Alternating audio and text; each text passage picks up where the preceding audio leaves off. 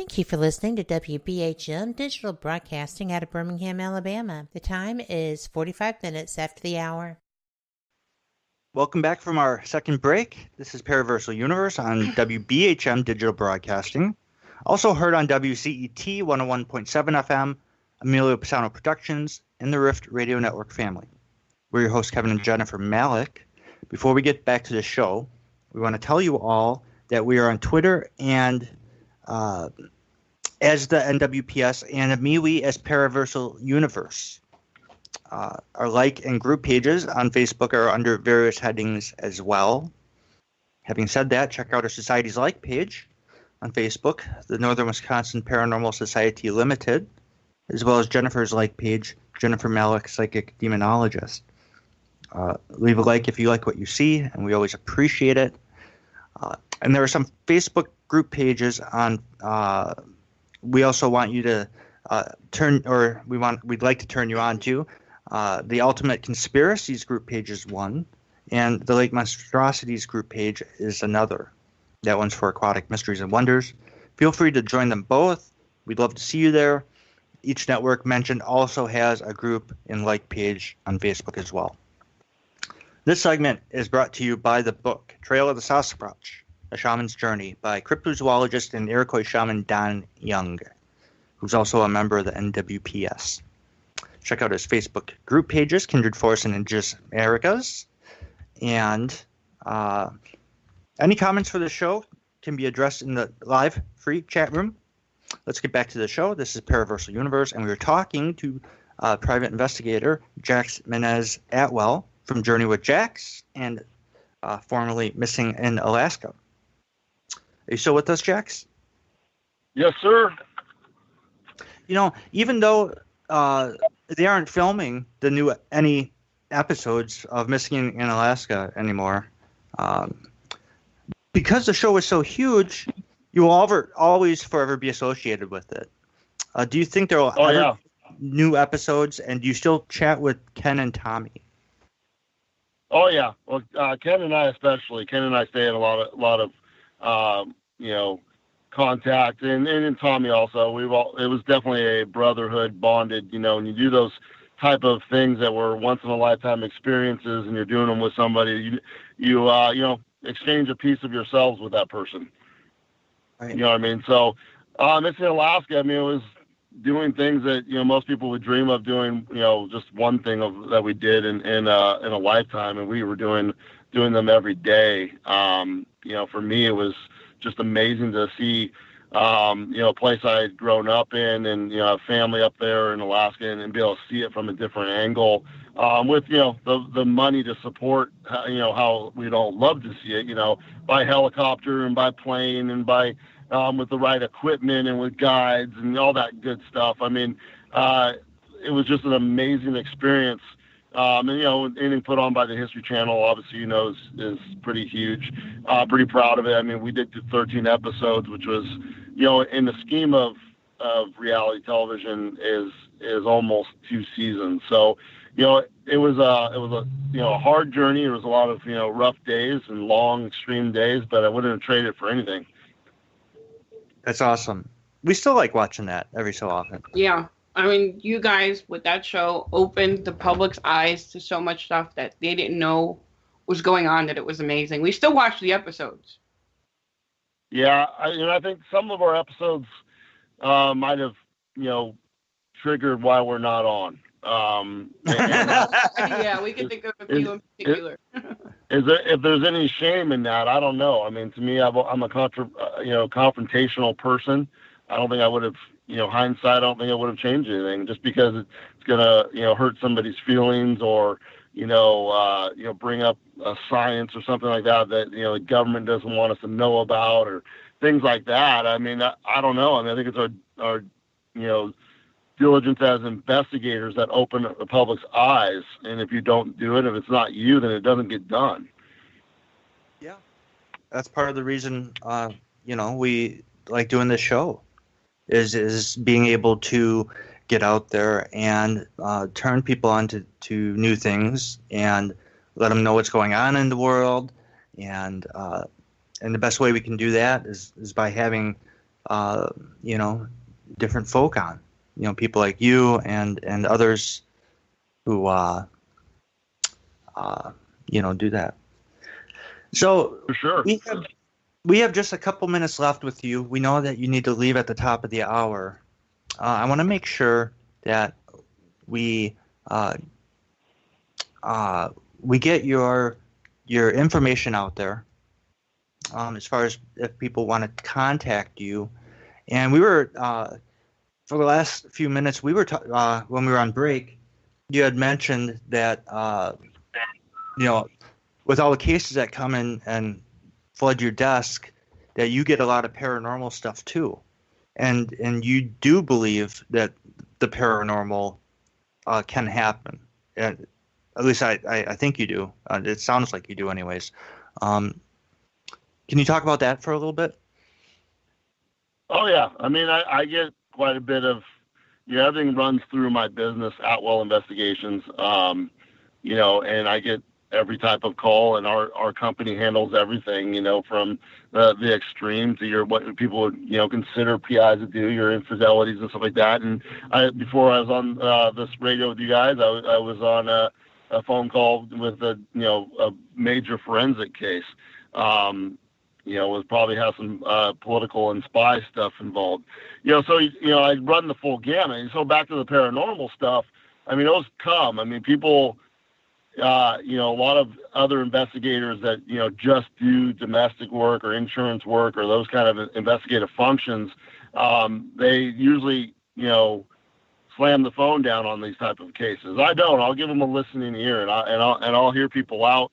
And I don't necessarily take all of them, because in this day and age with mental health and stuff like that, and medications, trust me, there's some pretty wacky stuff I get. And obviously I got to be careful with, you know, where my time, where my time and money and investigations go. But, you know, we do get the paranormal type of cases.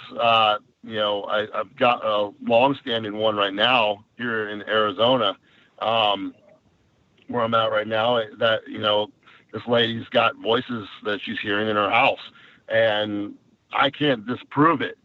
There's definitely stuff going on in this house, and it's very strange. You know, it's a continued thing, and it kind of goes in spurts for her.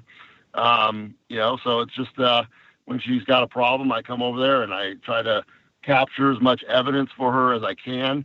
We've recently added a military grade piece of equipment that does infrared. FLIR is the brand. I'm not sure if you guys have heard of it, but this is the same you know, type of instrument that would be on, you know, the team leader's headset. You know, on the ground as infantry. It's not available to the public, but I ended up doing a case for them and was able to get my hands on it. And trust me, it's an amazing piece of equipment for the paranormal. Oh, nice. It sees a lot of things that I've never been able to see, even on other FLIRs. I mean, I had in Missing Alaska, we had 3 different FLIRs, and I've had several different for my investigative company, and nothing's performed like this.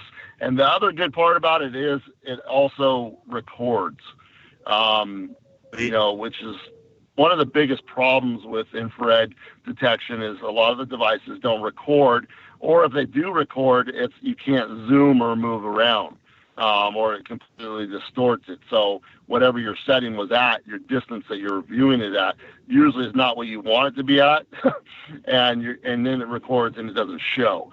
So this allows the freedom of movement of the lenses while recording and not distorting. So it's been an amazing piece of equipment to use in the paranormal. I've actually even had a couple of, you know, shows contact me knowing that I have it, seeing if I want to be on their show, and that type of thing. Because it's an amazing piece of equipment. And as you guys know, infrared equipment with the paranormal, it's one thing I lean on heavily. I'm not a big voice box person. I do use audio recordings and stuff, but I think with as much stuff as we have in the air, a lot of that stuff can be distorted and be wrongfully recorded, as, you know, maybe what you're looking at and dealing with. Now, there are people that disagree with me. That's fine. I don't dismiss it. It's just got to be a piece of the investigation. But I really enjoy using the infrared. I think with the paranormal and even demonic and angelic type investigations, there are clear indicators around our human signatures that you can identify. And so, again, it's just a tool and it's just a piece. I don't say, hey, this is what I got and that's fact. No, it's all about putting it all together in a totality of the picture, and that's how you're supposed to do your investigations. I see so many investigators get hung up on a tool that they use or a piece of equipment and the evidence that came off of just one thing. Yep. And, if you look at even like a criminal case, you can't convict somebody off of just one thing. You know what I mean? It's a totality of circumstantial and other pieces of evidence that create a conviction. Well, the investigation into the paranormal is no different, and you can't just rely on one thing. If you do, I think that's when you get misled and can look, pretty silly. Wise words, everyone. Right. Because that's true. I mean, for us, as a historian, triple validation. Yeah. I mean, that's like for me, triple validation is gold. Now, anytime we use an array of stuff, and I know what you're talking about. I can't tell you how many times I've seen videos where all they use is a wonder box. It's like, or they're not trying to back up anything or get any other readings or collaborate evidence. Hey, we just picked up something on this. Let's see if we can, let's check the temperature. Let's check the ultraviolet, let's check the pressure, whatever we got to check, to try to put something together so we can say what we got here, which is anomalous and we can't explain, is also backed up by something else, which is anomalous and unexplained. That's when it starts to, be more convincing and whatever. Well, but everybody talks about physical equipment. You're forgetting one of the most major pieces of equipment that you can ever use. Your body. Oh yeah, yep. For sure. There's times, in my investigations, both paranormal and my normal investigations, such as a criminal case, I see these a lot in major cases, such as people that have hidden a death or a murder, that type of thing. That's a major, what I call it, a burden. It's literally a physical burden that is upon them, and it's something that if you're in tune with yourself in your own senses, you can really pick up on those things, and that can set you on the right path right away. Yeah. Alrighty. Thank you so much, Jack, for taking time out of your day and catching up with us, and we wish you all the luck and success in the world with Journey with Jax. And all that. Yeah, thank you for coming on. It was again, like before, it was a good time having you on, and we were so grateful and thankful that you were able to come back. Can you share your contact information with everybody, please? Oh yeah, easiest way, find me is my name, Jax Menez Atwell, but several websites of interest: AtwellInvestigations.com, myjourneywithjax.com, and JaxMenezAtwell.com. Obviously on all the big social medias, Facebook, and Instagram, and Twitter, under the same name. And what else? If you guys are YouTubers, check out my award-winning short film, The Survivors, the short film. We've got, I think, close to 200,000 views so far. It's pretty crazy for a short that we made out of $600 and a lot of sweat and labor. So check that out. We'll be reprising that soon. And let's see what else. I've got an IMDb account, Jax Menez Atwell also, if you want to check out what films I've been in and what I've got on the burners right now. Excellent. Awesome. Definitely everybody out there, if you get a chance, check out all the links that were mentioned. Yeah, absolutely. You guys are awesome. Appreciate you having me on. Oh, thank you for coming on. And again, good luck with your investigations. Of course. We'll talk to you guys soon. Okay. Bye-bye. Bye-bye. Well, there he goes, everyone.